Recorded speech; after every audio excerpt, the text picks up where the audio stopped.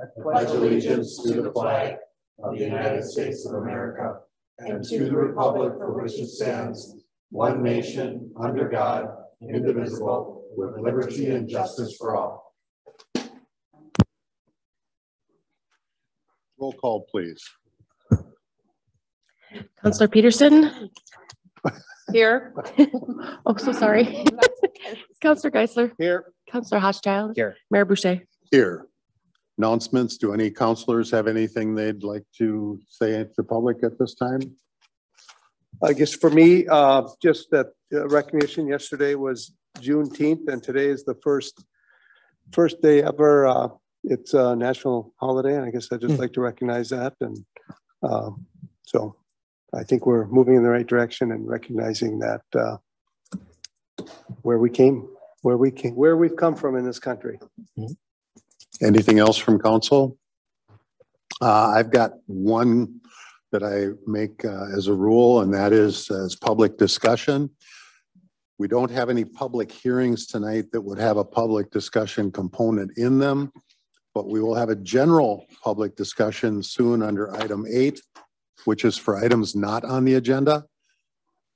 And we ask that people limit their time to 3 minutes per person.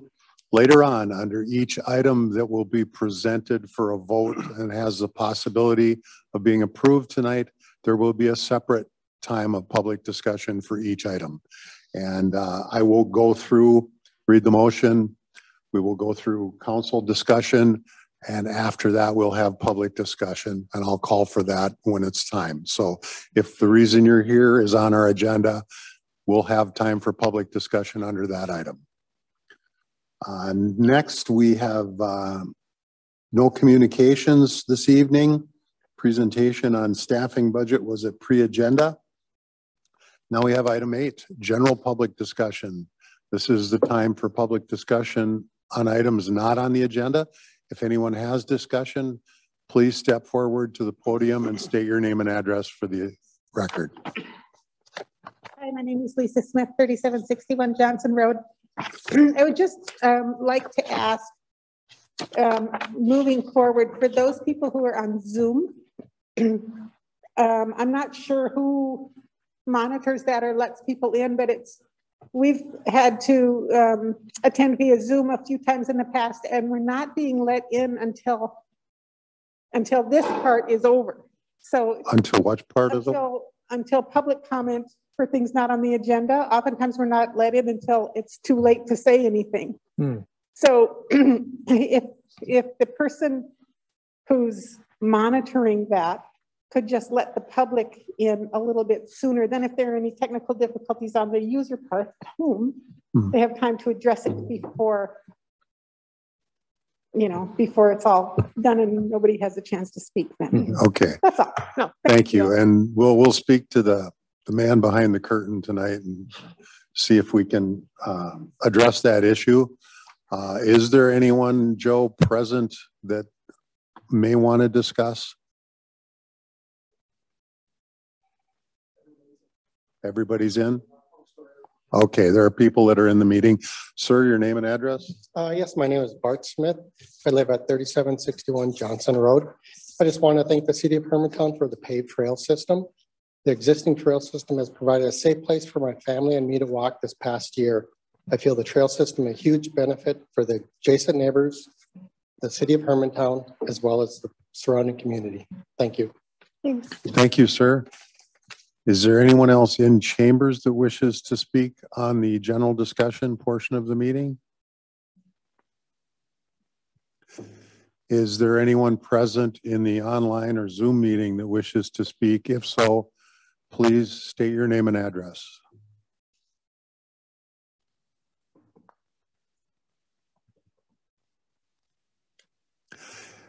Anyone from the online portion of the meeting that wishes to speak to the council?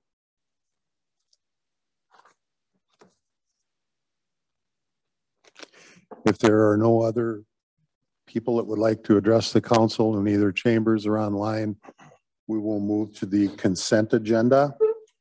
Do we have a motion for the consent agenda? So moved. Second. Motion by Councillor Hochschild, second by Councillor Geisler. Roll call, please. Councillor Hochschild. Aye. Counselor Geisler, Aye. Counselor Peterson, Aye. Mayor Boucher. Aye. Motions, a motion to approve or deny the following new on-sale intoxicating liquor license. Skyline Social and Games, 4894 Miller Trunk Highway, on sale and Sunday, contingent on paperwork being received. And this is a new license due to the change in the ownership of the business. Is there anything else, Mr. Mulder? Motion to approve. Second. Motion by Counselor Geisler, second by Counselor Peterson. Any discussion by council? Any discussion from the public, either in chamber or online?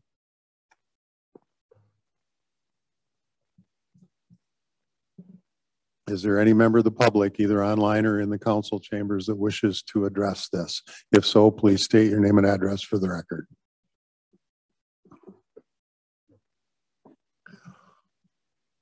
One last opportunity for public discussion on this motion.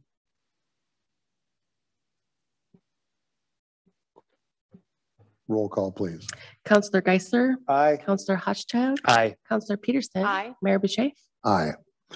Item B, motion to approve or deny the following renewal of on-sale intoxicating liquor licenses. Odd Shrine, Beacon Sports Bar, Chalet Lounge, Foster Sports Bar and Grill, Maya Mexican Restaurant, Mackenzie's Bar and Grill, Outback Steakhouse, Skyline Social and Games, The Social House, and Valentini's. Motion to approve. Second. Motion by Counselor Peterson, second by Counselor Hochschild. Mr. Mulder, do we need any comments on these? These are all renewals of existing licenses. Okay. Any questions or comments from council? Is there any public input on motion B, the approval or denial of on-sale intoxicating liquor licenses? If so, please state your name and address.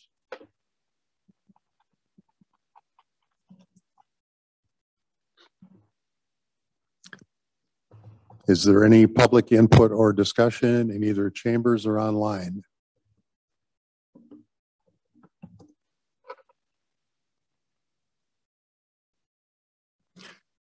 Is there any public input on this motion?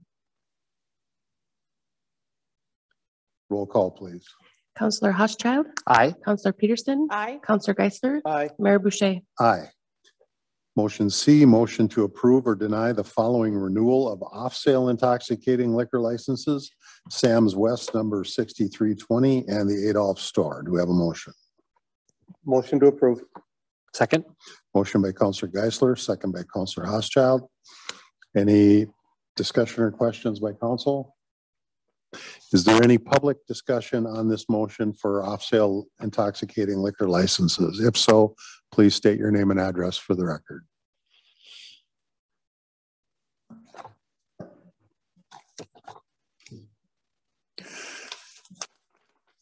Is there any public input on this motion, either in chambers or online?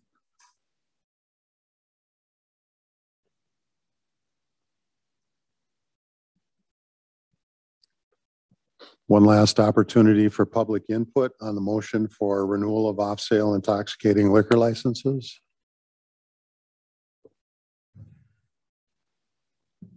Roll call, please. Counselor Peterson, Aye. Counselor Geisler, Aye. Counselor Hochschild, Aye. Mayor Boucher. Aye. Motion D, motion to approve or deny the following renewal of off-sale 3-2 malt liquor licenses.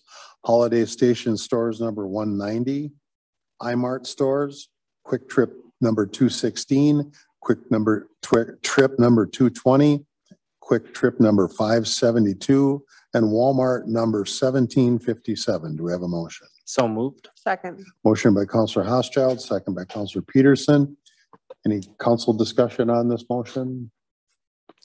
Seeing that there's none, is there any public discussion on this motion for renewal of off-sale 3.2 malt liquor licenses?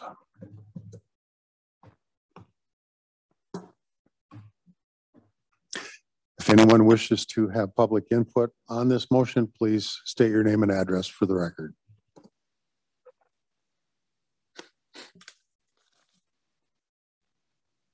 Is there any public input on this motion? Roll call, please. Counselor Geisler, Aye. Counselor Housechild. Aye. Counselor Peterson. Aye. Mayor Boucher. Aye. Motion to approve or deny the following renewal of on-sale wine, strong beer liquor licenses. China Star Restaurant, Due North Pizza, and Sammy's Pizza. Do we have a motion? Motion to approve. Second. Motion by Second. Counselor Geisler, second by Counselor Peterson. Any council comment on this resolution? Mayor Boucher, you should also include the King of Creams on the next page. Oh, I missed the page. And King of Creams. Is that okay with? I'll council? amend my motion includes King of Creams. And I approve with the amendment. Thank you. Any council discussion? Any public discussion on this motion? If so, please state your name and address for the record.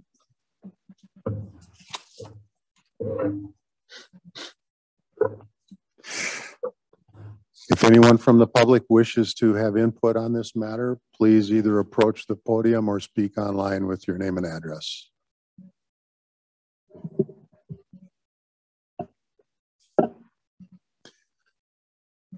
Is there any public input on this motion? Roll call, please. Counselor Housechild. Aye. Counselor Peterson. Aye. Counselor Geisler. Aye. Mayor Boucher.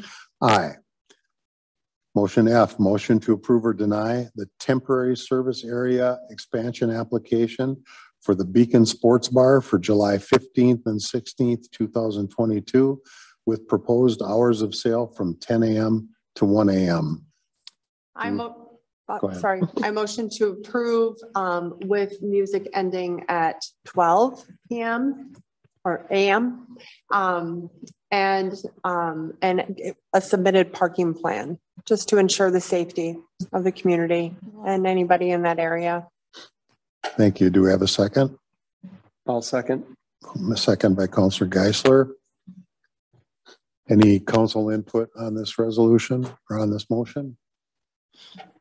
Is there any public input on this motion for temporary service area expansion for the Beacon Sports Bar?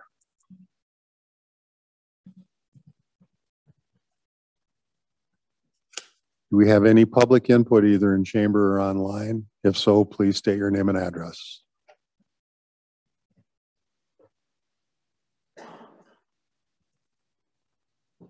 Is there any public input on this motion? Hearing none, roll call, please. Counselor Peterson. Aye. Counselor Geisler. Aye. Counselor Housechild. Aye. Mayor Boucher. Aye.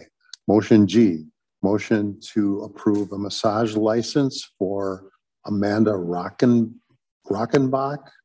for the Well. Motion to approve. Second. Motion by Counselor Peterson, second by Counselor Housechild. Any questions or comments from council? This is a late application that came in prior to the printing of the first agenda. Is there anyone online that wishes to comment on this matter? If so, please state your name and address for the record, either online or in chambers.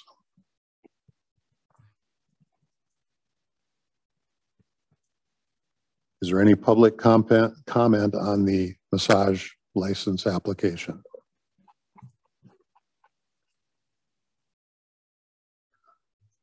Last opportunity for public comment on this motion. Roll call, please. Counselor Geisler. Aye. Counselor Housechild. Aye. Counselor Peterson. Aye. Mayor Boucher. Aye. Next is resolutions. Resolution 2022-74, resolution approving preliminary and final planned unit development for Red Tail Hawk development. Motion approved. Second. Motion by Counselor Peterson, second by Counselor Geisler.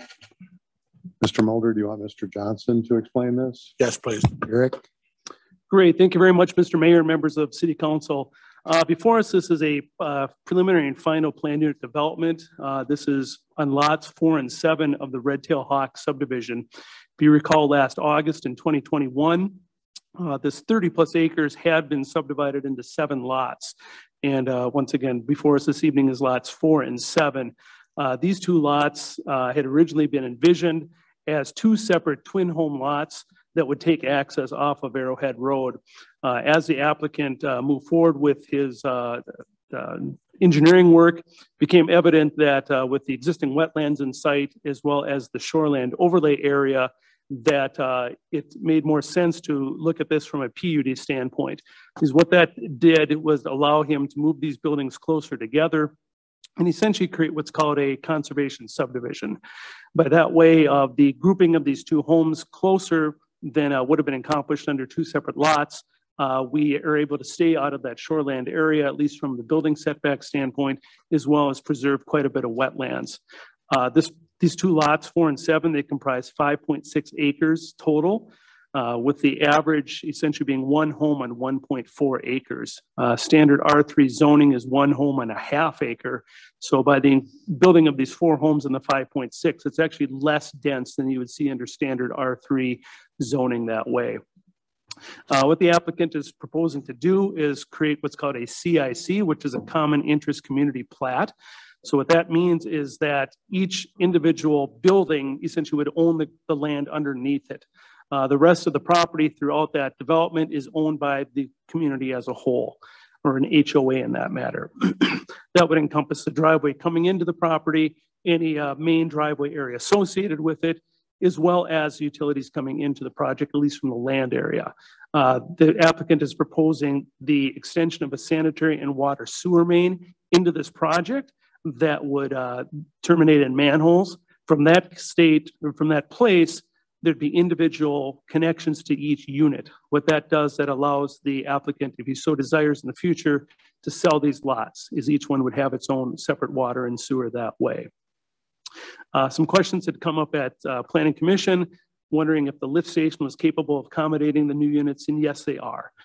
And the access would be taken off of Arrowhead Road for these 2 twin home buildings for a total of 4 units total.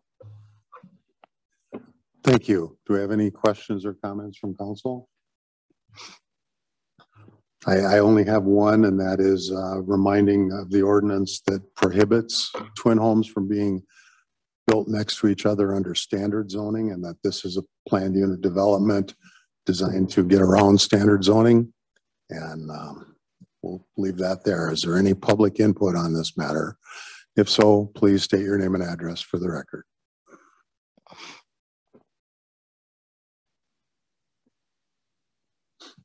Is there any public input on resolution 2022-74, either in chambers or online?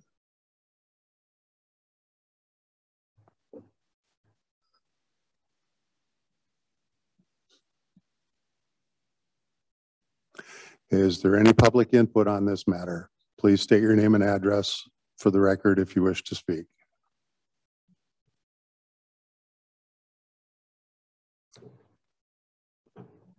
Roll call, please. Councillor Hochschild. Aye. Councillor Peterson. Aye. Councillor Geisler. Aye. Mayor Boucher. Nay. Next is resolution 2022-75. Resolution approving a special use permit for the construction of two-family homes, 4 units total, within a recreational shoreland area. Do we have a motion? Motion to approve. Second. Motion by Councillor Geisler, second by Councillor Peterson. Mr. Mulder, should we have Mr. Johnson address this again? Yeah, I don't know how much he needs to add to it, because we talked a little bit already, but go ahead. Sure, exactly. This is from the Red Tail Hawk that we just went through the PUD. Both the homes as well as the driveways are within the shoreland area associated with the unnamed tributary that's located to the west of that. These units will meet the building setback of 75 feet associated with that shoreland area. Special use permit has higher standards of time limits on exposed soil, as well as the extent of disturbance associated with the land. Thank you. Thank you. Any questions or comments from council? I'll just add that during the pre-agenda discussion, I asked about the monitoring of the stormwater pollution control and the temporary measures that would be put in place during the process, and how we make sure that those stay in place. And between Eric and our building official and our public works director, that's monitored and just made sure that all of those measures are staying in place during the construction. So I feel confident that this is going to be just fine. Thank you. Any other comments from council? Is there any member of the public that wishes to speak to this matter? If so, please state your name and address for the record.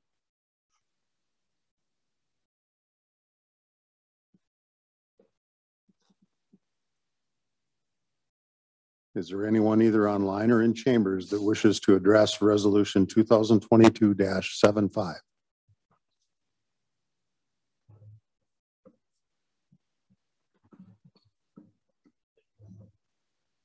Is there any public input on this resolution?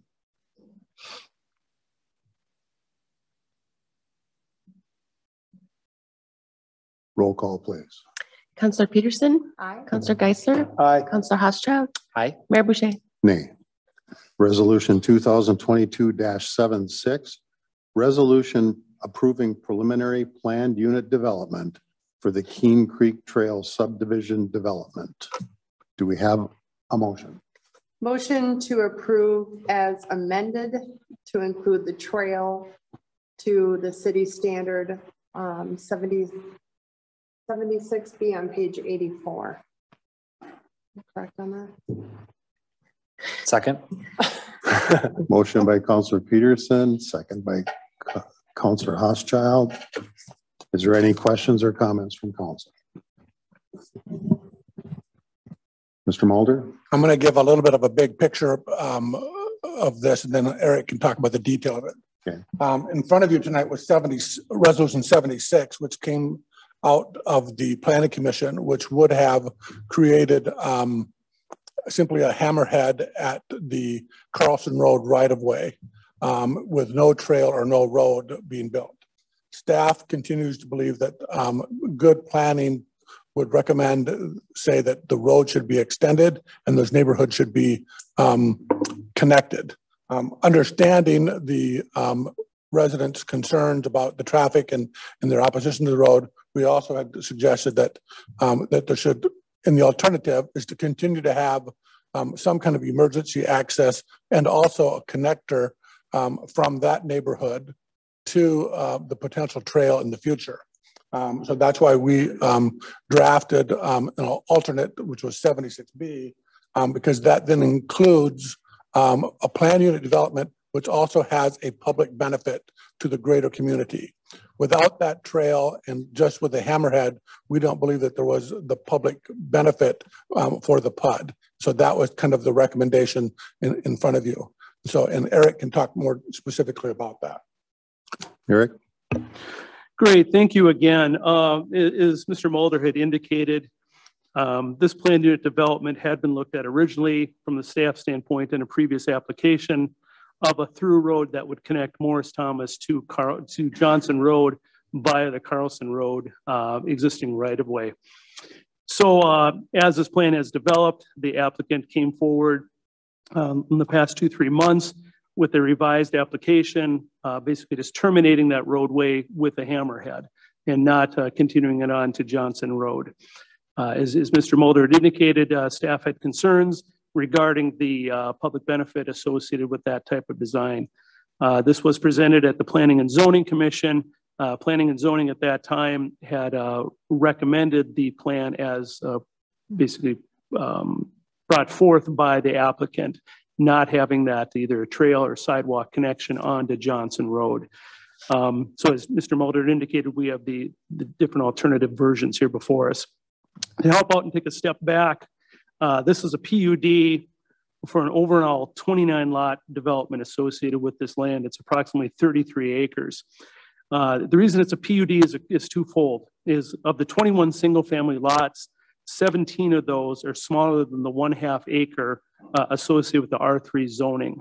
These are lots that are primarily on the eastern side of the development, just the way that the interior roadway would bisect the site, as well as the presence of wetlands and shoreland, et cetera, on the west side, that the roadway, how it's set up as proposed, made the most sense. So hence, these lots are generally around 17,000 square feet as opposed to 21,000 square feet, a little bit smaller than the R3 zoning. They do have a minimum lot width of 100 feet, which mirrors what we have in the R3. Likewise, this is a planned unit development. As you enter the development from Morris Thomas Road, there's proposed to be 4 twin home buildings located in that southern portion of the property for a total of 8 units. In this case, these twin homes are less than 200 feet apart, which we can do under a planned unit development.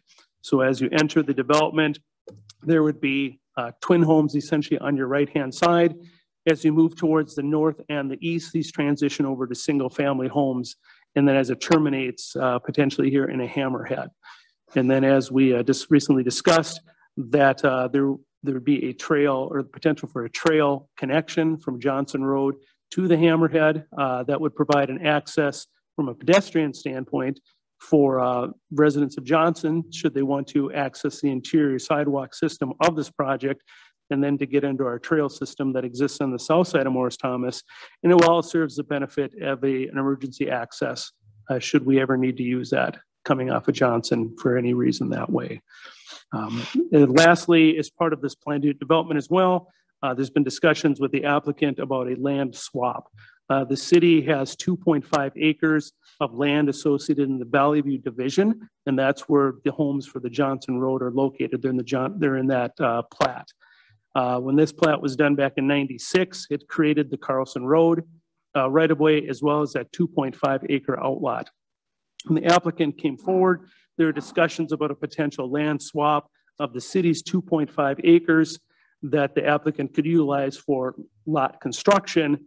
In turn, he would trade off the 12.6 acre outlot that he has on the western side of the property. That 12.6 acre lots primarily consists of Keene Creek, the natural environment shoreland area, as well as the stormwater ponds associated in that area.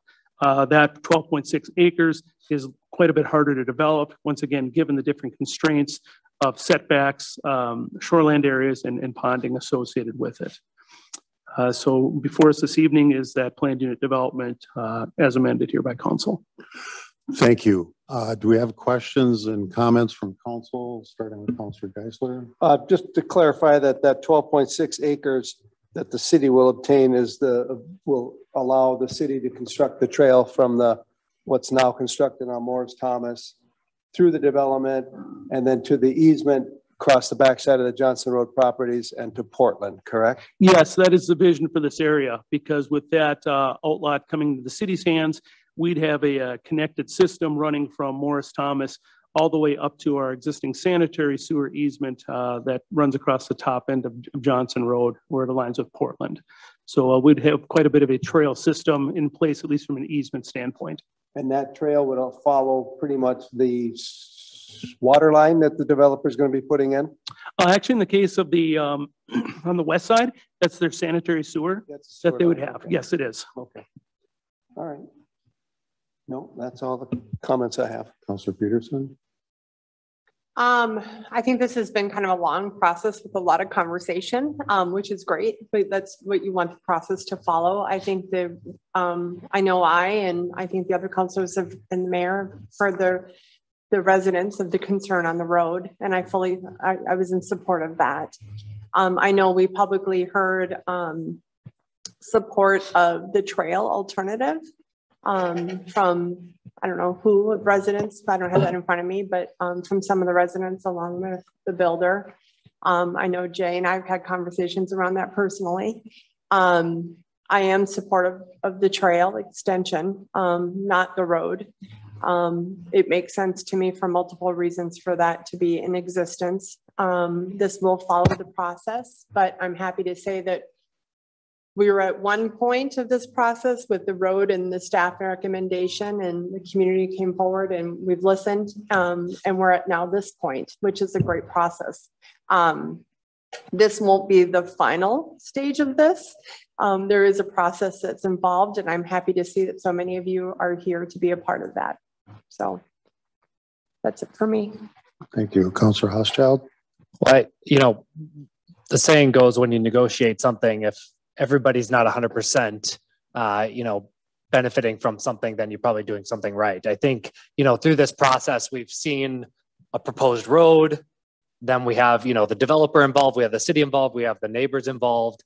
different people want different things. And I think this compromise that we've come up with via this amendment to provide a trail connection for the existing neighbors, but also having the development go through and ensure that we have, emergency connection to that new development, that we're providing a connection to our trail system that we're developing throughout our entire community. All of this is in some small way, hopefully a win for most involved, even despite not getting everything everybody wanted. So I'm anxious to hear what neighbors think of this. And as we know, this is just a preliminary. So, we have a process for a reason, and it will be interesting to hear what planning and zoning thinks about what is being proposed and kind of what the final discussion is when we do have a final plat. But, these PUDs have to have a public benefit. The reason that we do these exceptions is because there's some sort of benefit. So between the swapping of the land to provide the developer with more housing units to the trail connecting our broader trail and using the right of way, there's a reason we're doing this the way that we're doing. And so hopefully folks can come together and realize the overall benefit for the community. Thank you. I'll try and keep this short. I have a whole list of problems with this development that have surfaced and come over time. I do appreciate the neighborhood's input and the work of the people involved at coming to the compromise that's in front of us right now. But given the whole list of iterations of different forms of this project, I am opposed to the project in its entirety. That's my soapbox as mayor right now, but I will now give a statement ahead of any public input that since this has three different versions, we normally accept public input, we listen to it, and we move on from there. But tonight, I think we can open it up to questions. If anyone has questions of what's in front of us, we'll try and answer those as much as possible, because there were three different versions of this published. So there may be questions involved in public input and from the public. Is there anyone? I'm going to start with chambers, and when we exhaust public input in chambers, we'll move to the online meeting. Is there anyone in chambers that wishes to address this matter to council? If so, please step forward and state your name and address for the record. Mayor, can you just, for point of reference, just do a clarification of what is on the table right now? Just on the table is the version with the hammerhead, but with the trail connection or the trail portion, not the version that was passed by planning and zoning, a version that was modified by council motion tonight. And not the road. And does not include the connection to the Johnson Road. You get why don't you come up and state your name and address, and we'll move from there. We're going to be pretty liberal as far as questions and answers tonight. Thank you. Thank you. I'm Lisa Smith, 3761 Johnson Road. You are able to remove your mask if you feel comfortable with. I've been traveling, and it's really more for you than for me. Okay. Hey, could you move a little bit closer to the microphone then? It's sure. So we can hear. So thank you, Councilor Peterson, and thank you, Councilor Hauschild, for both of your comments. I think you're both right. It's been a long process, and we all we want to see Jay succeed, and yet we also want what's best for our neighborhood, and it's been a battle because of that. So my question comes in: when you're looking at what's on the table right now, are you looking at the trail being connected as it was presented to the Planning and Zoning Commission last week, or whenever their last meeting was in May, or is this something different and updated from what was presented to Planning and Zoning? No, I believe we're looking at what staff's recommendation was to Planning and Zoning. Okay. So what was presented at Planning and Zoning. Is that correct, Eric? So let's be just perfectly clear. The trail that we are suggesting be included in this connects the hammerhead to Johnson Road, and that is it. Okay. And the reason I'm asking for that clarification is because I think there was some confusion in the pre-agenda meeting. in terms of, not really knowing what Planning and Zoning Commission was voting on. And I think the confusion comes in because what was presented to Planning and Zoning to vote on was that the developer complete the trail from Morris Thomas all the way to Johnson Road at a significant cost. And so if you go back and look at what was presented to the Planning and Zoning Commission and how it was written, we as the neighbors thought that was an exorbitant cost to pass along to a developer. I can't speak to this and what's too much and what isn't too much, but if you're talking about the developer only developing from the Hammerhead to Johnson Road, as long as that's what you're voting on, I guess I'd want to be clear from a councilor standpoint that that's what you're voting on, not what was put in front of Planning and Zoning, because they're two different things. That is what we're voting on. And I believe, Eric, there may have been a misinterpretation at Planning and Zoning of what was presented by staff. Yeah, So, I don't think Planning and Zoning could have voted any other way at the last meeting. Just Eric, was there ever a presentation to connect Morris Thomas with the trail? There was the discussion, as with that sanitary sewer work, that the applicant, instead of putting back in the native backfill, would provide clean material on top of that instead that could serve as a trail base for a future trail at that point. There was no bituminous associated with that. That's on that western portion. It did include the full construction of a trail from the Hammerhead to Johnson Road, as council is looking at this evening here. Okay, thank you. Does that? Okay. And we have someone else making their way forward. Well, and just start out with your name and address, please. My name's Tony Marino, 3760 Johnson Road. I kind of want to expound a little bit on what Lisa was talking about, because I was here at the pre-agenda meeting, and confusion in the whole process seems to be coming from both sides, really. One of the things when this whole thing started, the city was requiring the Carlson Road. It wasn't presented any other way. You can look at the agenda from the Planning and Zoning last June, the council meetings from last June. The city was requiring it. Okay, that was before there was any public input by any of us residents or anything, which it makes it really difficult when you're coming in after the fact to try to get things changed. And we started with a petition that was signed by 100% of the people affected by it. And over the course of time, I believe that the developer has listened to what we had for concerns and made an adjustment to it. Now, that can be looked at the city as the developer reneging on a promise before, but the promise was actually forced on the developer to put the Carlson Road in the initial PUD. So the developer is actually listening to the community, the residents, and all that kind of stuff. Now he presented the Hammerhead design. It's a beautiful option that satisfies a lot of our needs. We do like the trail option there, but when it was presented to the Planning and Zoning Commission in May, it was put very clearly in there that the developer would have to do the trail from the Hammerhead to the Johnson Road, complete, blacktop and everything. And then as he said, redoing the base to the rest of it. And there was estimated costs at the Carlson Road put in at $220,000, and the trail cost to do the blacktop portion and the other at $280,000. My opinion, and this is only my opinion, that was put in there to try to dissuade the developer from doing any of that stuff, because it would, in order to match the city's requirements, it was going to be more expensive.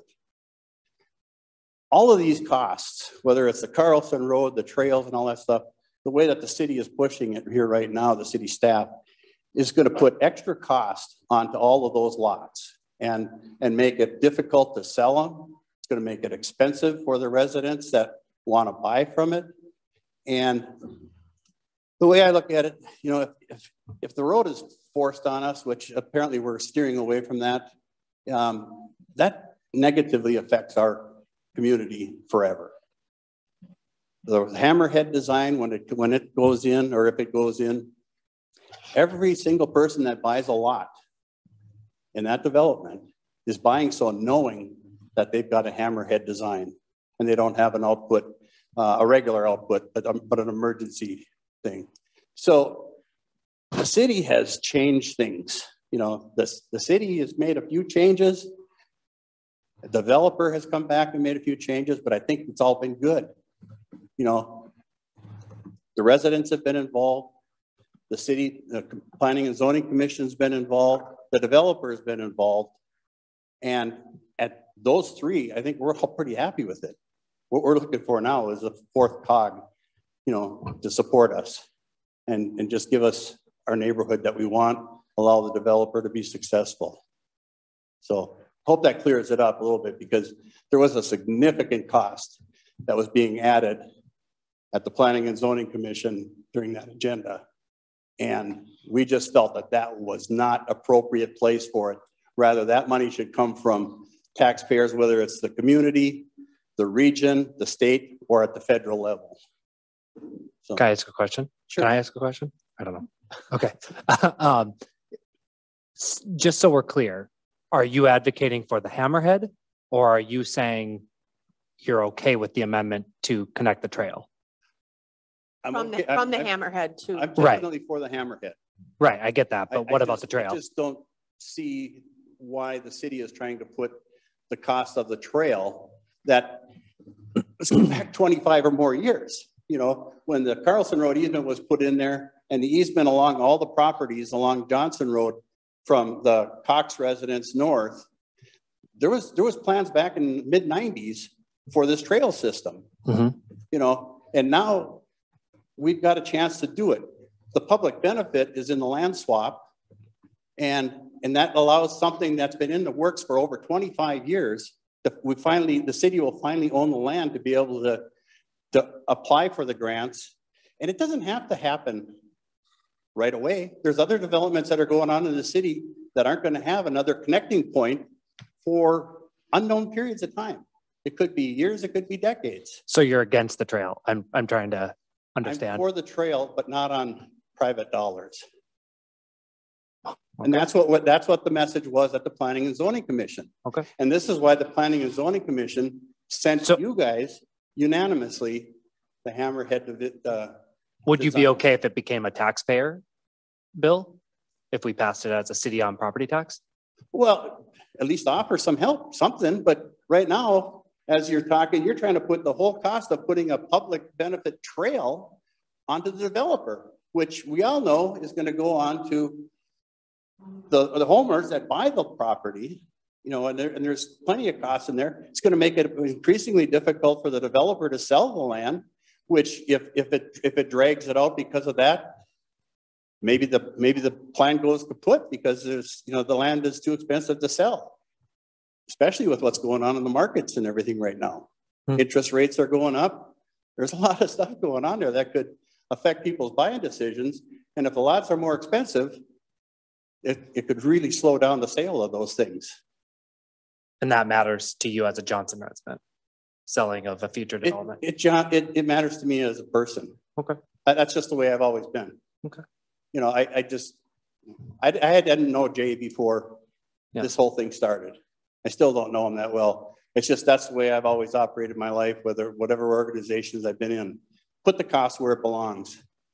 And the other trail sections have been paid through public monies. Mm-hmm. Why not this one? Okay. I just wanted to make sure I had a good understanding of where you were at. That's okay. Really where I go. Thank you. Please state your name and address for the record. Jay Zierden, 4571 Martin Road, Duluth. I came here tonight thinking that we were voting on the proposal that was approved by Planning and Zoning. Mm-hmm. And to find out there's an amendment to this that is going to cost me X number of dollars without my knowledge of it is a little disappointing, I guess. But further, more than that is, I'm not interested in the plan with amendments. As Tony said, when this process started, interest rates were 3.5%. They're now 6%. The costs of pipe and infrastructure were half of what they are today. If you add this cost onto my development, it becomes unattainable and it won't happen. What will happen is I'll go back and look at just platting my property without a PUD process. You can keep your 3 acres. I'll keep my 12 acres. Can you bring it up, the plat on the screen by chance? And Joe might be able to from the other room. You said probably not very quickly, but he'll try. I just want to point out that when this process started and we talked about this land swap and a proposed trail, it occurred to me that that is absolutely what's best for the community. Okay. So running that sewer line through that swamp area, it's a cost to me of about $200,000. Do I have to do that? Would any other developer in this city do that? No, it's not cost effective. They would have run the sewer up to the top of the hill and pressure fed the rest of the system. Every development in the city in the last 20 years has been done that way. It is not cost effective for me to clear and grub that path for the city to run a sewer line on. So the benefit to the public is me doing that clearing and grubbing. And I'm happy to do that. And I'm happy to work with the city to bring the gravel in at my cost. But to take money out of my pocket for a public trail, you might as well honestly be asking me to build the ice arena. It's a public thing. Jay wants to build some houses. He should build the ice arena. It's the same thing. It's exactly the same thing. I am more than happy to do the clearing and the grubbing for that trail. I am more than happy to spend an extra $200,000 so all my homes can be gravity fed. Would any other developer in this city do that? Absolutely not. It's not cost effective. So I came here tonight hoping we were voting on the proposal brought forth by planning and zoning. And I would like that plan to be voted on. The other plan isn't going to happen. It's not cost effective for me to build that. If we put amendments that add cost to this development, I go back to a straight plat on my property, which I have every right to do. And I don't need a planning and zoning commission. I don't need a PUD. I just do it. And the return on investment is significantly higher than what you just proposed. And that's what's got to happen, because I'm not going to go the route of 2 of the last 4 developers in this town that went bankrupt on their projects. I'm not interested in that. I'm too old to recover from that. So I would appreciate you voting on the item that planning and zoning put forward. And if you want to continue to vote on the other thing, that's fine, but it's dead from my standpoint. I'm not coming back. He's got the graphic up there now. Okay, so I just want to point out that running that sewer line, everybody else is going to run the sewer line underneath the road. That's cost effective. Okay, but by adding 1,300 feet of sewer line, that provides the city with that trail. I do the clearing, I do the grubbing. It's ready, and I would be happy to put the gravel in at my cost. But for me to pay for the gravel, it's silly. It's a public entity. And the same back to the Johnson Road. If I just plat this, I don't have access to the Johnson Road. So I end with a fire hydrant. There is no trail back to the Johnson Road. You guys can keep your easement. You can keep your 3 acres. Good luck with it. That's all I have.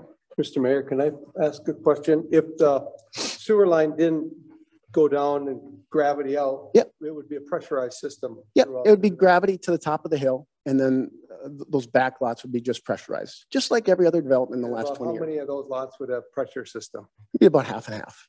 So 14, 15? Yep. So those lift stations are about 10 grand a pop. That's on a homeowner. Maybe they're more. That's on a homeowner. That's not part of my That becomes a homeowner's cost once they buy it. Still, 10, 15 lots times the cost of that is approaching the cost of that gravity line. Perhaps, but again, it's my cost versus a homeowner cost. It's an upfront cost. And I agree, this proposal is by far the best for the community, by far. But if you add stuff to it, it doesn't work. The numbers don't work at 6% and at twice as much for pipe and manholes and blacktop. It doesn't work. So it won't get done. If the numbers have to work or it doesn't happen. Pretty simple. So Jay, just for a question. So going back to Tony's point, if you take on the cost of blacktop of that trail, top of that trail, it gets shifted over to the homeowner. If I can sell the lots. No, well, hold on, let me finish. Let me finish. That gets shifted over to that lot owner, homeowner. So essentially what you're saying is if you're going to shift the lift cost over to them, you're shifting some of that cost the same way, right? I mean, I'm just. Absolutely. Absolutely. Good but it's complicated in that you're looking at upfront costs versus down the road costs. These lots might not get bought or built on for 5, 10, 15 years. If I'm paying interest on that upfront, it's a big difference at 6% and going higher at 7%. 1 year turns into 2, which turns into 5, which turns into 10. And all of a sudden the bank owns a property and Jay doesn't have a retirement. And he's getting too old to be on a roof. Mr. Mayor, can I ask Mr. Johnson one more question? Plat does require P&Z approval, right? Yes, that is correct. It would go back to P&Z. It'd be a standard plat at that point. Staff has looked at that. Mr. Zierden would probably lose, especially if the city land comes off the table, upwards of 6 lots. And then under a standard plat as well, he could only probably do 2 twin homes in that entire development. So you wouldn't get those. I would take the twin homes out of the equation and they would all be single family homes. And there's, I would lose the 3 lots that the city has given me, but the cost savings would be substantially greater than that. So I have one question for Mr. Johnson. Under a plat, would there be any requirements for sewer that would make it need to be gravity fed? The sewer design came way of the applicant's engineer. What I'm asking. So yes, I mean, if he could do that, there's a possibility. There would still need to be some sort of obviously sanitary sewer system with that. As well as the plat, this is an urban section. There would be curb and gutter. There'd be 5-foot sidewalks, all associated with that. So really what we're talking about this evening is with the PUD, it allows Mr. Zierden to get more lots out of it. Basically, it's a cost of about 70 to 90,000 most for that trail section, probably approximately $3,000 more per lot. Mr. Zierden was just talking about shifting the cost of potentially an E1 system onto a homeowner. Those come in around 6,000 to 8,000 per lot, just to give some numbers to the council. What Mr. Johnson is failing to, if I don't have the city property, then there's another 350 feet of road I'm also not building. So there's a cost to that as well. It's not just the cost of the trail. It's the cost and the infrastructure to get to those lots as well as the trail. So it becomes, like I said, it's just math. Just math. I think, Jay, for me, the thing I'm having a hard time with a little bit is the discussions that have occurred through this process of that, initially when we were landing on the road based on the staff recommendation and that was happening. And it was your comments along with some others that they supported the trail connector, the gated trail connector for emergency purposes. I absolutely do support it, but I think it's a public entity. It should be paid with public dollars. This development alone will generate $50,000 in park fees. Use that. This development alone will generate $150,000 a year in property tax dollars. $150,000 for perpetuity. Right. Use that. Those are the funds you should be using for public entities. There's also an advantage of this trail gated is for emergency purposes. I mean, there is a piece of that for sure. Sure. It has But, accessibility. you know, honestly, they're not lying when they say the fire hall is across the street on Morris Thomas. They're not going to go to Johnson Road and and like I said, I would be more than happy to help build this trail at 50 cents on the dollar versus hiring another contractor. I can do that. My equipment will be there. I'd be happy to build it. But for me to buy the gravel and buy the blacktop for a public entity, it seems absurd. You honestly should be asking me to build the ice arena. You know, it's the same thing you're asking me. It is. It honestly is. You're asking Jay to build. I would disagree with that, but you're asking Jay to build a public entity for public use. You know, but the PUD has to have a public benefit. And right, as I said, by building that 1,300 feet of extra sewer line, I am clearing, I am grubbing that whole area. And if I go through and I do the part to Johnson Road, I'm clearing and grubbing that whole area. That's a significant part of the cost of building a trail. Don't you think the trail adds value to the very properties you're selling though? And it makes them something that folks would want to buy? Absolutely. Okay. But I don't think it has to be a paved trail. Okay. A gravel trail can exist just fine on top of what I'm doing. Okay. A place to walk your dogs or whatever. Anybody can walk on a gravel trail just as well as they can a paved trail. And if I have to build a trail to city specs first of all, they want me to build a trail on top of an 8-foot excavation, which is ridiculous. It should be on the side of an 8-foot excavation. You should clear off 2 feet, put 2 feet of gravel rather than compact 8 feet. It's absurd to put it on top of your excavation. It should be adjacent to it. That alone would cut the cost in half. So you're saying you're okay with us asking that you clear it, put your infrastructure and clear it and put gravel? Absolutely. I'd be happy to do it, but you should buy the gravel. I'll install it.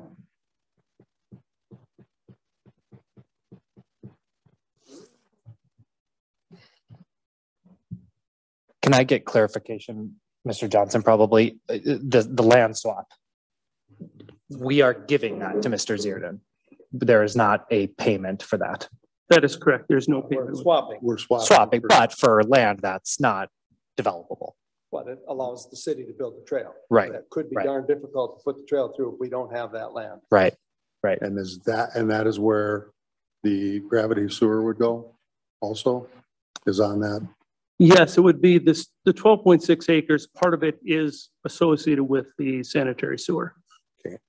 And does alternative B that we're voting on, and somebody's going to have to look this up, provide for gravel on top of that, or was it just clearing? I thought we were only adding the section of trail from the Hammerhead to the Johnson Road.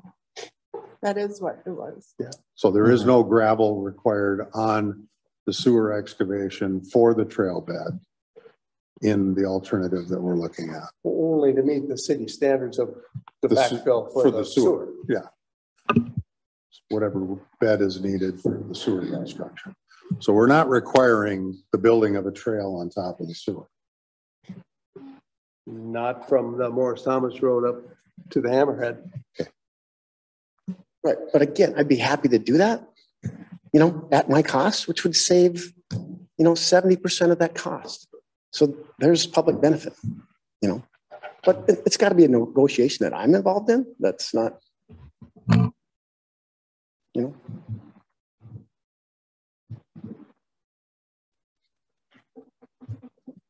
And I think far and away it is the best for the community, but at my cost, it just doesn't, it's not palatable. It doesn't make sense to me. Because again, I am already providing it.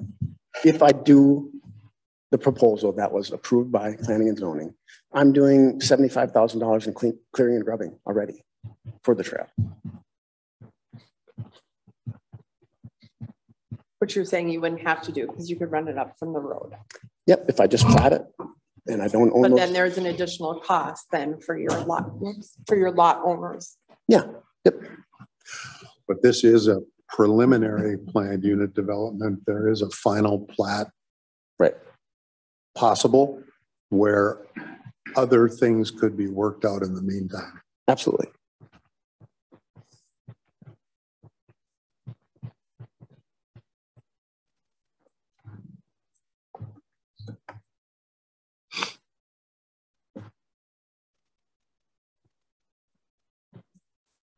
That was more than 3 minutes. Sorry. Anything else, Jay? Okay. Is there anyone else in chambers that would like to comment? If so, please step forward and state your name and address to the council. We're not going to limit you to 3 minutes, and we'll try and answer whatever questions we can. Jim Samber, 3789 Johnson Road. I had a whole book for you, but it's all gone now. So anyways, my one point on this, listen to the amendment, is instead of this trail that comes from the development to Johnson Road or your emergency access, why don't we just crap can that?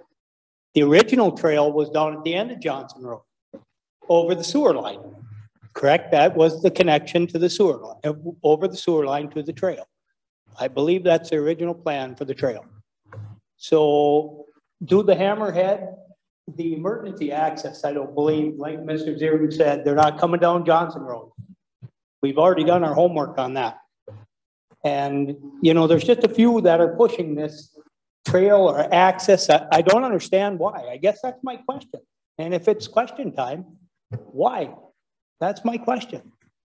The residents don't want it. We have 100% signed petition. We didn't want a road. No, I understand the road is gone. But if this trail is such an expense to come out of the hammerhead to Johnson Road, why don't you just have work with Mr. Zierden to do the gravel trail over the sewer line he's creating and put the original trail down at the end of Johnson and Portland? You have access from Johnson and Portland. You have access from Morris Thomas. What more do you want? Sell the easement. Be done with it. So if you have time to think about the question, that'd be great. I guess I want to know why the push for that is. If it's if you really feel it's the emergency access to it, because Johnson Road and Portland Road certainly don't want that traffic. And at the planning and zoning, Mr. Bolt said he estimated 40 to 50 cars on Johnson and Portland Road. We're already going to get additional traffic on that road. Let's not kid anyone. So by putting the initial was the road through there. Without the road and the trail access, that isn't there. But we're still going to gain cars on Johnson and Portland Road. No doubt. Coming from the mall, no doubt. And and if it does, when it does get done, I'll count some cars just to come back and visit. But I guess that's my biggest question. Jim, I have a kind of a follow-up, and I'm just genuinely intrigued by what you guys think. So when we were initially talking about the road, I'm making this up, but like 80% of the comments were just build a trail, just build a trail. And we were like, oh, that's interesting, but we approved the road. Now that the road is potentially off the table, all I'm hearing is don't build the trail. No. So what has changed for you all that now we don't want a trail there? Well, it isn't you all. It's only me that brought this up. So don't point to any of these people. Well, no, I think it's only me. I think some others mentioned not wanting the trail, wanting the hammerhead. My idea thinking here as I heard this amendment. Right. I was coming here tonight without knowledge of an amendment. Okay. To this plan. We were at the planning and zoning committee, and they all voted, and I wasn't aware of the amendment. Now I didn't come to the pre-meeting, so shame on me. But it just makes sense to me now. Okay. As we're looking at expenses for the developer and everything, the expenses of this trail. That's all cleared down at the end of Johnson Portland Road. It's already done. The sewer line's there. It's cleared to go. Okay. Right? So put your Johnson Portland access there and put your other one off of Morris Thomas and work with Mr. Zierden, and you have access to that trail the whole way along. So it's just an idea of mine, I guess. So, and I firmly believe that safety isn't the issue for this hammerhead. There's access for fire and police all over there. There's cul-de-sacs all over this town. And I don't want to see them stop, to tell you the truth. I like cul-de-sacs and hammerheads. They're safe for people and they're safe for children. They make good roads and good neighborhoods. So if they're built right according to code. So I appreciate your time. It was just my idea. So thanks for your time. Thank you. Is there anyone else in chambers that wishes to comment on this resolution? If so, please step forward to the podium and state your name and address.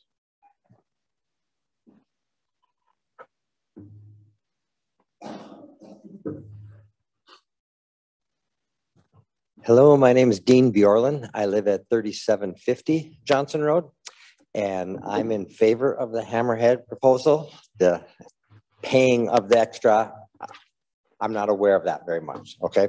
So I like the idea that through the conversation that has taken on in the over the last 2-3 months that I've been somewhat involved, that the road is off, seemingly off the plan. My wife and I still love to bike. Anything that would connect us with the bike trail, I think is awesome. And so at the last meeting I attended, it seemed like the big concern was a secondary entrance into that area for emergency purposes. So if this does, or Jim's idea there does it, great. But it's been a long process and it's going to get longer, it sounds like. But I like the direction it's going, at least, and anything that we can do to work with our builder. This is the first I've heard, so he's being very generous in this, in my estimation. I don't know the total stories, but when you have one, we like to work with the businesses in our community because it's good for our community as well. Thank you. Can I ask a follow-up question? Yeah. So you said you are in favor of the hammerhead. Are you in favor of the hammerhead with the trail or no? I'd be happy with either. Okay. You know, and thank you. Yeah, I was just wondering. Okay. Thank you. Is there anyone else in chambers that wishes to speak to the council? We may have some people waiting online. Is there anyone else in the room? We'll move to the online people. Is there anyone online who wishes to address this matter? If so, state your name and address, please. Joe, does it look like anyone's waiting, or are there any hands raised? They have the ability to unmute if you want to. So if anyone wishes to speak, unmute and state your name and address.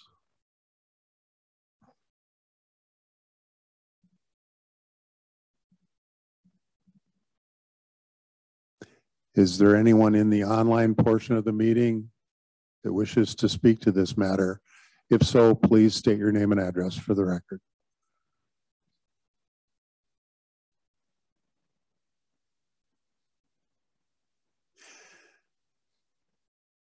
This will be one last opportunity for anyone either in chambers or online to speak to this matter.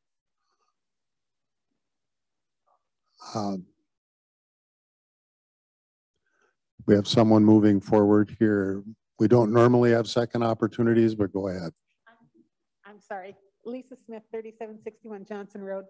I thought that the first one was just for my questions to be answered. So that was under general discussion. General discussion. So a couple of comments I just want to make. One is that, first of all, thanks, Jay. I gotta say thanks to Jay, because he did do the discussions with us as the residents of Johnson Road in Portland and Alexander, and he reconsidered. And the Planning and Zoning Commission did the same thing. They reconsidered because different options were brought to the table that hadn't been considered when the proposal was first brought forth. So you've got all of these residents who are saying, you know, if there's no other option on the table, we'd like a trail. If there's no other option on the table. But I'm wondering if he goes in and puts the base down, let's say Jay goes in and does all the excavation and puts the gravel down at his cost. Why does the trail have to be built immediately? Can't it be built 5 years from now, 10 years from now? That base isn't going to go anywhere. It's going to stay there. It'll be there when you're ready to pave. It'll be there when the funds are available via grant or whatever the public funding is. So why does it have to be such a hardcore yes or no? You either build the trail or you don't have the development. You know, that just seems, I'm just thinking, man, there's just got to be a way to get this done without somebody walking away broke and not being able to take retirement. You know, there's got to be a way that we can do this as a city, all of us, and get it done. It doesn't have to be built today or tomorrow. But let's work together and get it done. We can do this. Can I ask for another clarifying question? Sure. So sorry, this is just getting really confusing with all the different proposals. So are you saying wait to pave the connection to Johnson Trail or the trail that with the swapped land? I'm saying wait to do anything on the trail until the time is right. Okay. Until you've got the funding to do it. If it has to be, you know, if there has to be this emergency access from Johnson Road to the development, if that has to be, then of course we would want it to be a trail, not a road. Let me hopefully, and please answer for yourselves. But you know, I think and I think this is good that we're having this discussion because it helps bring to light, you know, all the different proposals that have come about. When we do a PUD and there's certain land limitations, we as a council have to consider what is the most beneficial thing for the community and what's the community benefit. So the proposals back and forth that have come up over the last year have been kind of that negotiation. What's the best thing for the community? How can we help the developer but still get a community benefit? You know, so you guys all know that, you've done your research. What I think where we're at now is this tension point of what is the right amount? What's the right amount to ask the developer for so that we get the best community benefit and not put it on taxpayers? Because that's what, to your point, if we wait 5 years, it's going to go on taxpayers one way or the other somewhere. Park fees, property taxes, you know, whatever it is. So, you know, we're trying to figure out where do we draw that line? And so I think your question is kind of, and what a lot of folks have said is, you know, don't do just the hammerhead and you can do it later. Well, that comes at a cost too, usually to the citizens, not to the developer. And that's something for us to consider. One of the other things to consider though, as you're thinking about this PUD and the costs that are associated with putting a development like that in. Okay, so now Jay's going to do, let's say he does a gravity system. Let's say the PUD is out of it. He does a flat system and he does gravity and, and the pressure fed things that gets pushed off on the homeowner. As a builder or as a homeowner who's building a home, the first thing I'm going to do if I want to live in Hermantown and I desire this lot is I'm going to downsize my house. So now it's a completely different look in that development, right? Now we've got a development that nobody thought about before. We've got a whole bunch of small homes, meaning fewer taxes down the road. And it doesn't look anything like was envisioned to begin with for the development. So I'm saying, you know, exactly. You're spot on. It's like, how do we figure out the best look and development and thing that's best for the community? Or does he just do the plat and then it's not what we're hoping for? Yeah. So it's like there has to be a way through this. It shouldn't have to be, you know, we're taking this stance and you take it or you leave it. There has to be a way to work through it so that, you know, developers happy, cities happy, residents are happy. We're almost there. We just have to, you know. And that's why I think but that's kind of why we went from this road, which would have been way more expensive, down to a trail, which is less. Which we were told was supported. Which we were told by the developer, you know, and I'm not, Jay, I'm not, you know, I know you're here. I'm just saying at one point, you know, it was said that that was supported and that residents would prefer that. So I think that was the reason, you know, Councillor Peterson proposed that amendment and why we had that discussion, because this was frankly the compromise. I mean, this to me was the compromise. And now we're hearing that it's not enough, and it's okay, well, geez, we're already compromising, I guess, not enough. Well, I don't know how to answer that question. Yeah. You know, I don't either. Anyway, I guess I just feel like, you know, it has felt from the beginning as though there have been some real heels dug into the muck, and I'd like to see an end to that so that everybody can think proactively and find a way to get it done. You know what I mean? So that everybody can kind of come together and get it done. There are all kinds of ideas out there. Maybe we just haven't thought of it yet. So I'll leave it at that. I understand, and I'd like to make a short comment on this, and that is throughout the history of Hermantown, there's been developments, and the reason for a lot of these requirements is so that the money that's needed in a little bit to finish things like putting pavement on a trail or finishing a trail that's needed is not put on your property taxes in 3 to 5 years. We had several developments that came in. We made concessions, but we didn't see that there were costs to those for public need that was just around the corner. And a developer ended up financially benefiting by not providing what was needed up front. And that's the reason for a lot of these conditions, so that they aren't put on your property taxes down the road. Now, we can apply for grants for trails. We can look for other sources of money, but the other source of money is your money that comes out of your taxes. Would you rather a developer pay it and pass the cost along to new residents who would either pay for one cost or pay for a lift, their own pumping station? Or would you rather have it come out of your property taxes? And we're trying to look out for everyone in the city's property taxes with policies like this. So that's why these came to be. That's the short explanation of why.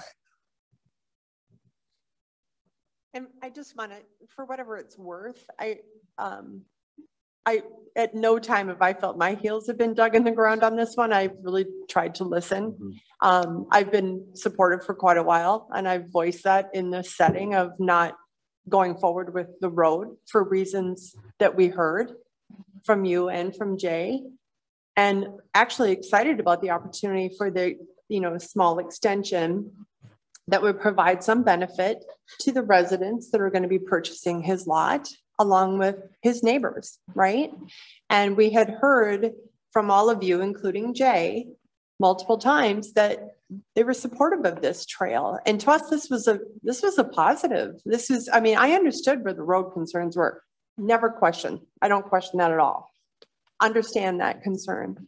But at that point in time, it was, we support the trail. It is a benefit, Jay. I will say it's a benefit to your homeowner, your new residents and homeowners. I understand there's a little bit of a cost to that, to Jay. I get that. We are, as a city, taking on the cost for the bigger trail system.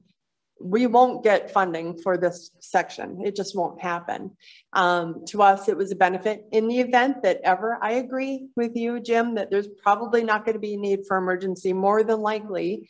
But with that setup, with that many homes in that location, the reason why we don't like the cul-de-sacs is essentially some of that reasoning, right? That stands behind that. Right or wrong, use it or not, it's there. So I'm open. We've been open. I mean, there's no dig in the heels. I mean, staff made a recommendation to us, and we went with based on what we felt was right, based on what we heard from you. We didn't do that decision because we weren't listening to you. If we would have gone based on policy and what the staff recommendations were, we would be going forward with the road. And we're not.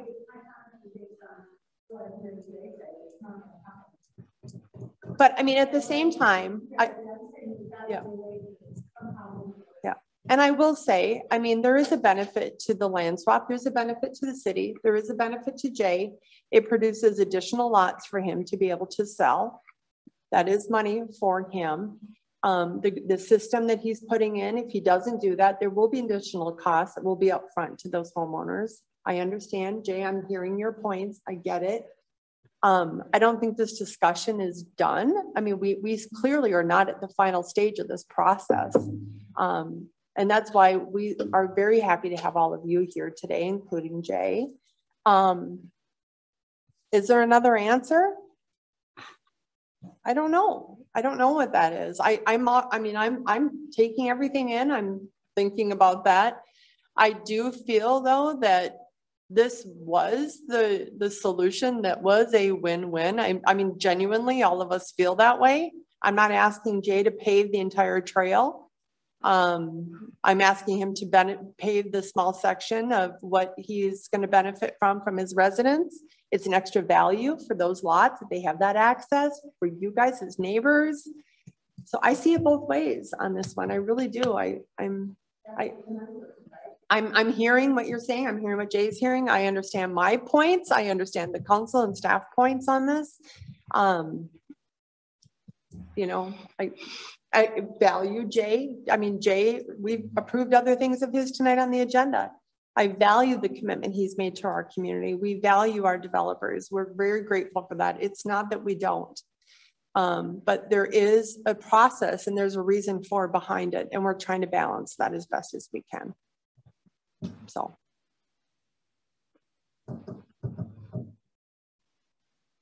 Is there any other public comment either in chambers or online? If so, please state your name and address for the record.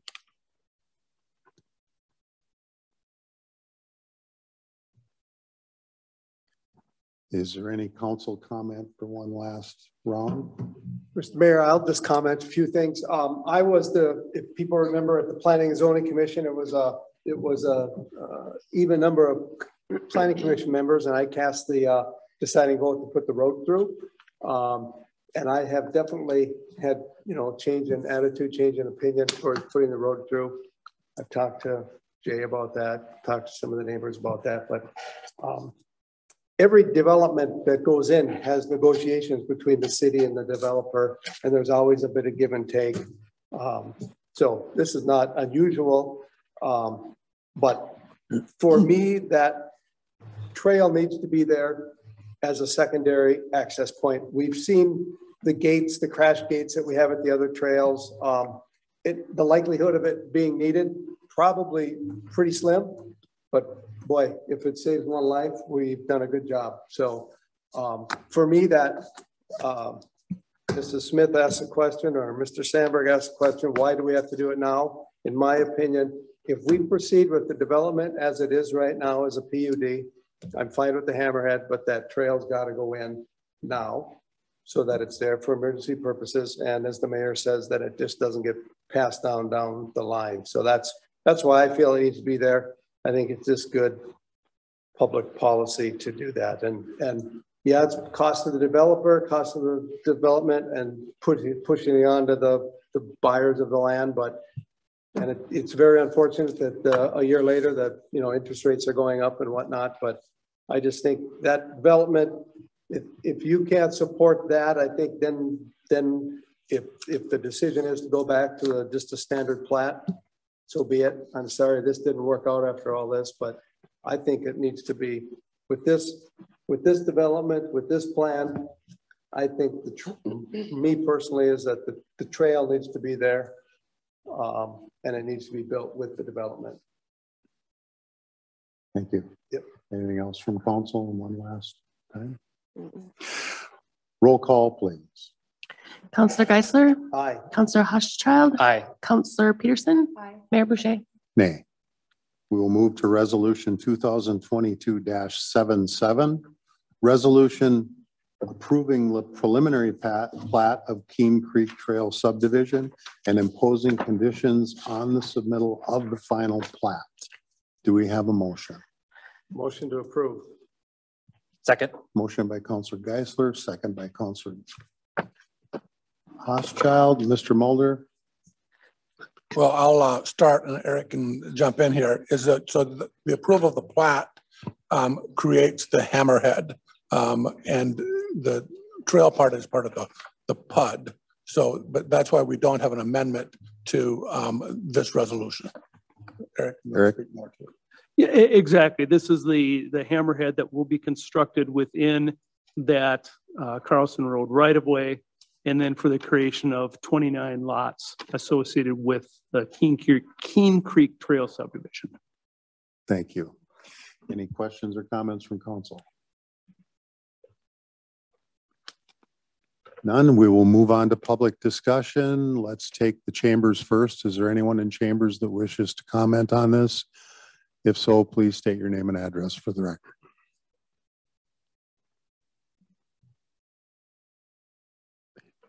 Any comment in chambers?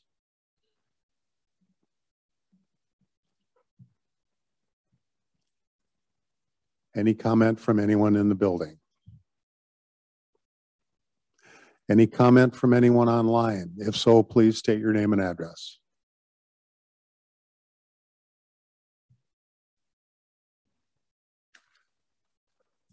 Is there any comment from people at the online portion of the meeting on resolution 2022-77?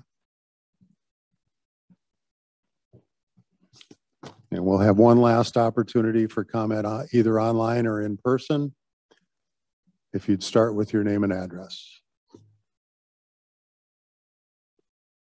Roll call, please. Councillor Hochschild. Aye. Councillor Peterson. Aye. Councillor Geisler. Aye. Mayor Boucher. Nay. Resolution 2022-78. Resolution approving a special use permit for the construction of two-family homes and 4 single-family homes, 8 units total, in an R3 residential zoning district and within a natural environment shoreland area. Do we have a motion? So moved. Second. Motion by Councillor Hochschild, second by Councillor Peterson. Mr. Mulder, would you like Mr. Johnson to work? Yeah, but let me just make one comment about that. So this is conditioned upon 76 and 77, and both of which are preliminary ones, so that those have to go back through P&Z and back to City Council. So that's the only thing I was just saying. So this also does, or? Well, the special use permit by itself does not, but the special use permit is conditioned upon the plat and the PUD being approved finally. Thank you. Mr. Johnson. Yes, I concur with Mr. Mulder just said there.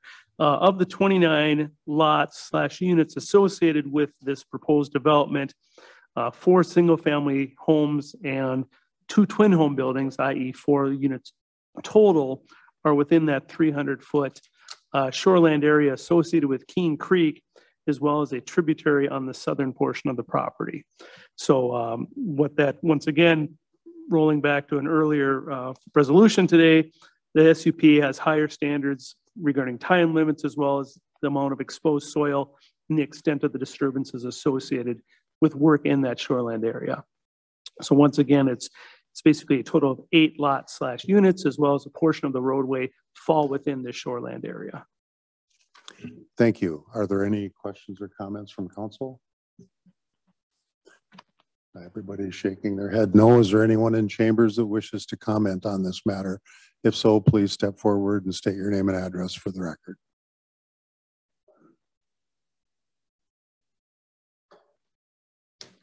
Any public comment from anyone in chambers?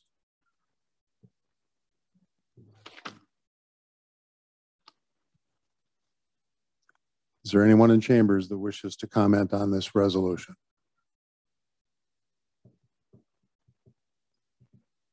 With no one moving, is there anyone online that wishes to comment on this resolution?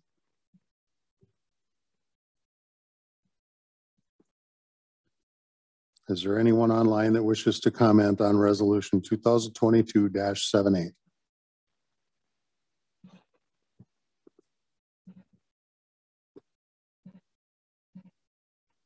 There's one last opportunity for public comment, either online or in person. If so, please state your name and address for the record. Roll call, please. Councillor Peterson. Aye. Councillor Geisler. Aye. Councillor Hochschild. Aye. Mayor Boucher. Nay. We'll move to resolution 2022-82. Resolution approving additional engineering services by Northland Consulting Engineers for Richard Avenue and Lindgren Road Street Improvement Project number 538. Do we have a motion? Motion to approve. Second. Motion by Counselor Peterson, second by Counselor Housechild. Mr. Mulder. This is for additional work on the Richard Lindgren Marketplace road improvement. We had to do some additional work relative to right-of-way acquisition and some of the easements that are necessary. So we're recommending this increase in the scope of service. Thank you. Is there any input from or questions from council? Mr. Mayor, I'll just say the usual with the award of a contract with Northland is that my son works for Northland Consulting Engineers, and the award of this contract has no direct effect financially for myself or my son. Thank you. Anything else from council? Is there any public input on this matter? If so, please state your name and address for the record. Note that council chambers is empty. Is there any, except for our local newspaper representative? If he'd like to comment, he's welcome to step forward, but is anyone willing to comment on this matter? If so, please state your name and address.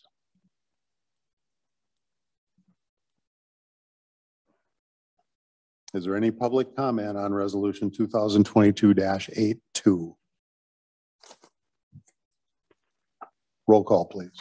Counselor Geisler. Aye. Counselor Housechild. Aye. Counselor Peterson. Aye. Mayor Boucher. Aye. Resolution 2022-84, resolution authorizing and directing mayor and city clerk to execute and deliver master services agreement for professional services with Braun Intertech Corporation and Engineering Partners Incorporated. Do you have a motion? Motion to approve. Second. Motion by Counselor Geisler, second by Counselor Housechild. Mr. Mulder. We have had master service agreements with both Braun and Engineering Partners since back in 2017. That process has worked really well for us to be able to get proposals from them to get the work done. So we're recommending that we have this go through 2024. Thank you. Any questions or comments from council? Is there any public input on this resolution?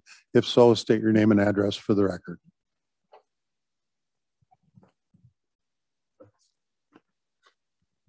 Is there any public input on resolution 2022-84?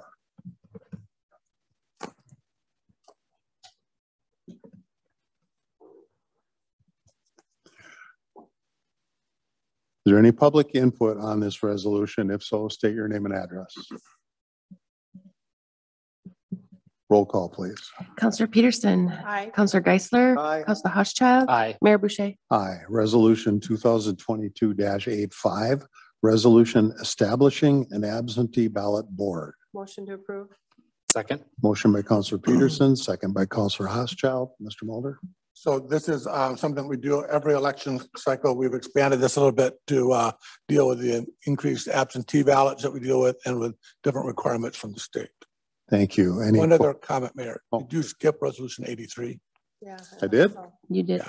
I'll go back to that after this one. Okay, sorry. Thank you. Any questions or comments from council on this resolution? Hearing none, any public comment on resolution 2022-84? Any public comment? One last call for public comment. If not, we will have a roll call.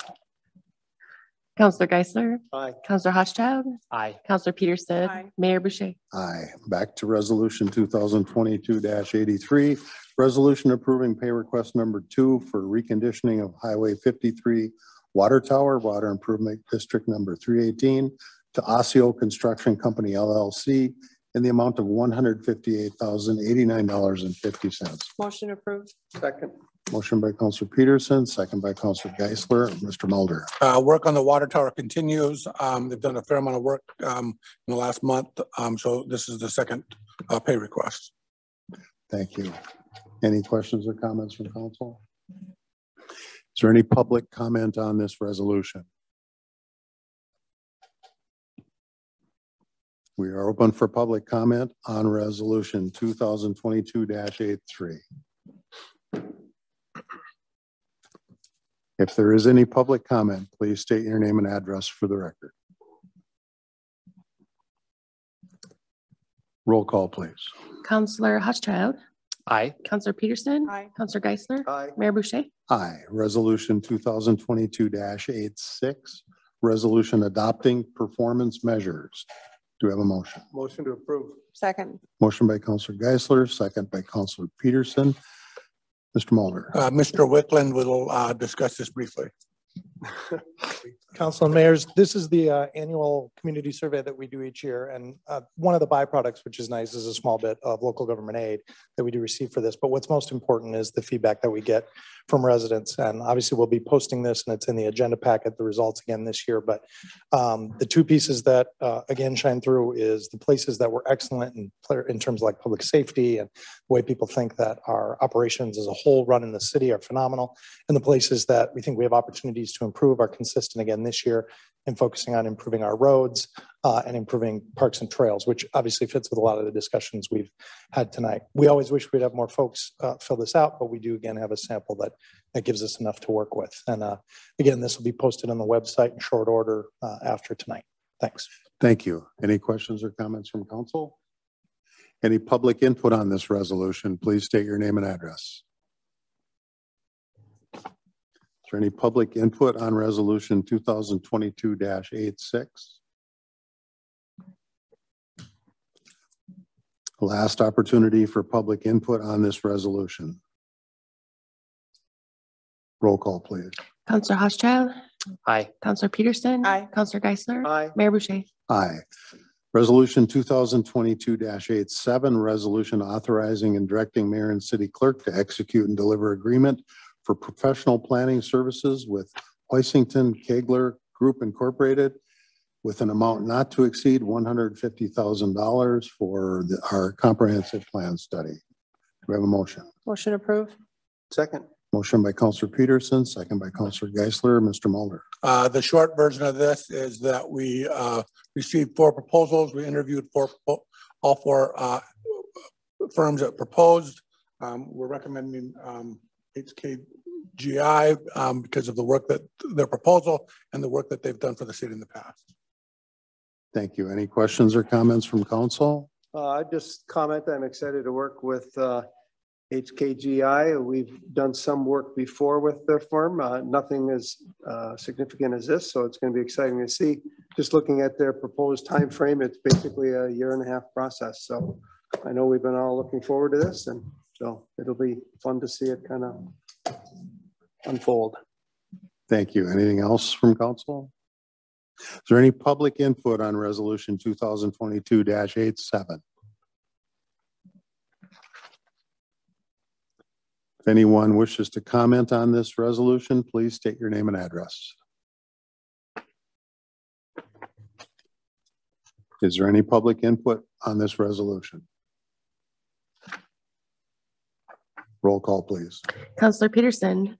Aye. Counselor Geisler. Aye. Counselor Housechild. Aye. Mayor Boucher. Aye.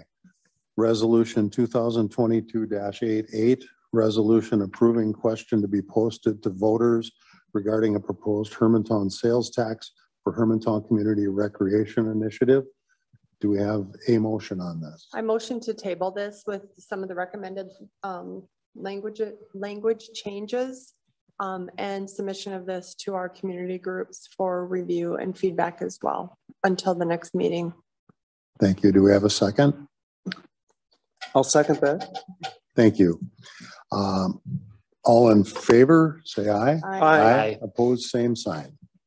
Next is a motion to recess. Do we have that? Motion to reset. All second. Motion by Counselor Peterson, second by Counselor Geisler. All in favor, say aye. Aye. Sorry, I gotta go. Sorry.